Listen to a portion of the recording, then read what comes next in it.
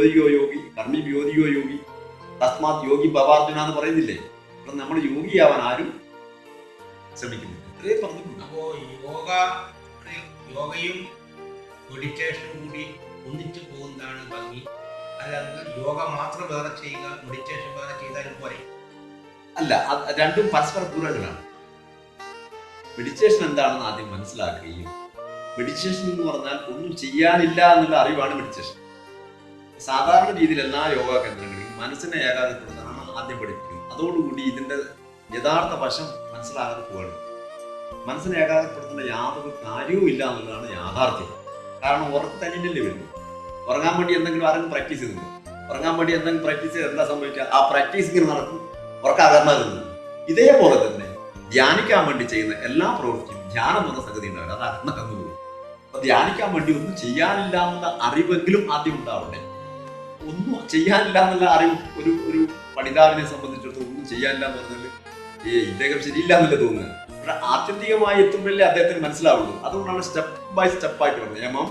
നിയമം, ആസനം, പ്രാണായാമം. ഈ പ്രാണായാമം എന്ന് പറഞ്ഞതോടുകൂടി എന്താണ് പ്രാണായാമം എന്ന് ലോകം മനസ്സിലാക്കാതെ ഈ ബ്രീത്തിങ് എക്സസൈസ് പ്രാണായാമം തെറ്റിദ്ധരിച്ചുകൊണ്ട് പ്രാണായാമം എന്താണെന്ന് മനുഷ്യൻ മനസ്സിലാക്കുകയാണ്.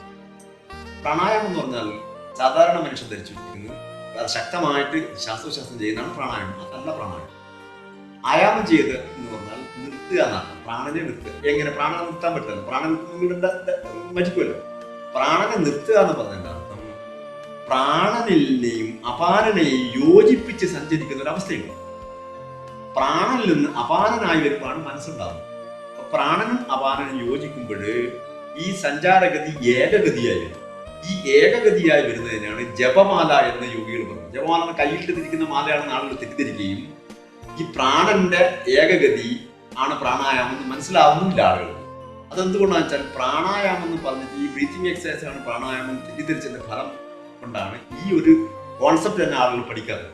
എന്തുകൊണ്ടാണെന്ന് വെച്ചാൽ ഒരു ദിവസം നമ്മൾ ശ്വസിക്കുന്നത് 21,600 പ്രാവശ്യമാണ്. ആ 21,600 പ്രാവശ്യം ശ്വസിക്കുക എന്ന് പറഞ്ഞാൽ എന്താ അർത്ഥം? 21,600 പ്രാവശ്യം മരിച്ചുകൊണ്ടാണ് ഇരിക്കുന്നത്. ആ 21,600 പ്രാവശ്യം മരിച്ചുകൊണ്ടിരിക്കുന്ന നമ്പർ ഓഫ് എണ്ണം എത്ര കുറക്കാൻ പറ്റുന്നു അതാണ് പ്രാണായാമം. ഈ നമ്പർ ഓഫ് എണ്ണം എങ്ങനെയാണ് കുറക്കാൻ പറ്റുന്നതാണ് യോഗശാസ്ത്രം പ്രതിപാദിക്കുന്നത്, പഠിപ്പിക്കുന്നതാണ്. അതിന് പകരം ഹൈ സ്പീഡിൽ ബ്രീത്ത് ചെയ്യിപ്പിക്കുകയും ആ ഹൈ സ്പീഡിൽ ബ്രീത്ത് ചെയ്യിപ്പിച്ചാൽ എന്തൊക്കെ അസുഖങ്ങൾ വരുന്നത് വ്യക്തമായി പറഞ്ഞിട്ടുണ്ട്. ഭാഗവതത്തില് ഉദ്ധവർക്ക് ഭഗവാൻ ഉപദേശിച്ചു കൊടുക്കുന്ന പ്രാണായാമമുണ്ട്. അതെങ്കിലും ആളുകൾ പഠിച്ചാൽ പ്രാണായാമത്തിന്റെ കോൺസെപ്റ്റ് തന്നെ മാറുകയാണ്. താമര നൂലുപോലെ മെല്ലവേ നീ അഭ്യസിക്കൂ ഉദ്ധവ എന്ന് പറഞ്ഞു കൊടുക്കുന്നത്. അപ്പൊ താമരന്റെ തണ്ടിന്റെ അകത്തിന്റെ നൂല് എത്ര നേരിയതാണോ അത്രയും നേരിയ രീതിയിൽ പ്രാണനെയും അപാനനെയും യോജിപ്പിക്കുന്ന അവസ്ഥയുടെ പേരാണ് പ്രാണായാമം. അത് മനസ്സിലാവാതെ നല്ല അപ്പൊ തിരിച്ചൊരു ചോദ്യം വരുന്നതാണ്, ഈ ഇങ്ങനെ ചെയ്താലും അദ്ദേഹത്തിന് ആരോഗ്യം ഉണ്ടാകുന്നുണ്ടല്ലോ. ആരോഗ്യം ഉണ്ടാകുന്നുണ്ട്, യാതൊരു സംശയമില്ല.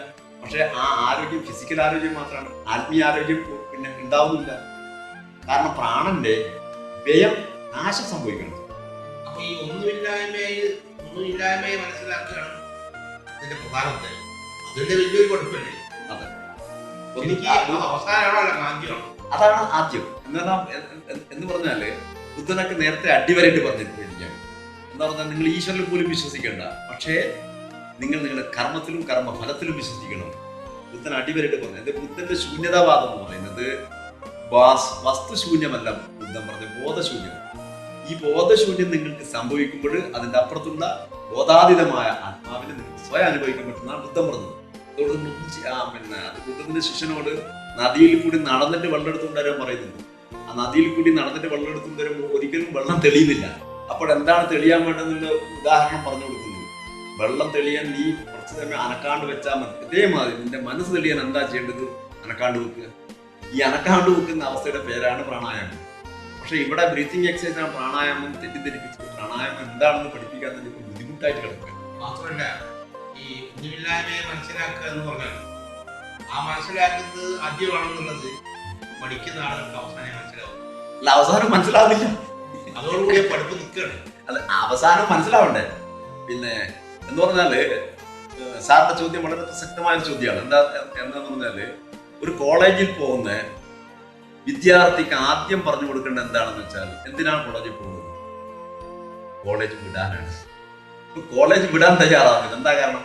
സഹപാഠികൾ നല്ലതാണ്, അധ്യാപകന്മാർ നല്ലതാണ്, അതുകൊണ്ട് ഒരിക്കലും ഈ കുട്ടി കോളേജ് വിടുന്നില്ല.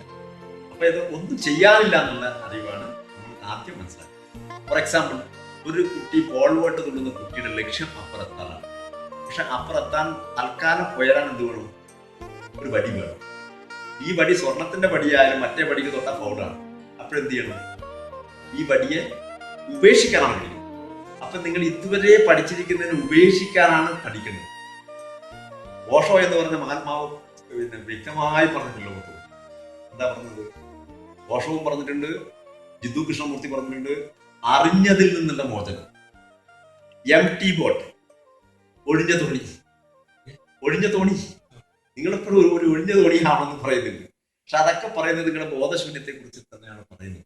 പക്ഷെ അത് മനസ്സിലാവാത്ത കാരണം ബോധം ശൂന്യമാകുമ്പോൾ നിങ്ങൾ അബോധാവസ്ഥയിലേക്കാണ് പോകുന്നത്. പൂർണ്ണമായ ബോധാവസ്ഥ. ആ പൂർണ്ണമായ ബോധാവസ്ഥ സ്വയം അനുഭവിക്കുന്ന അവസരത്തിലാണ് യോഗ.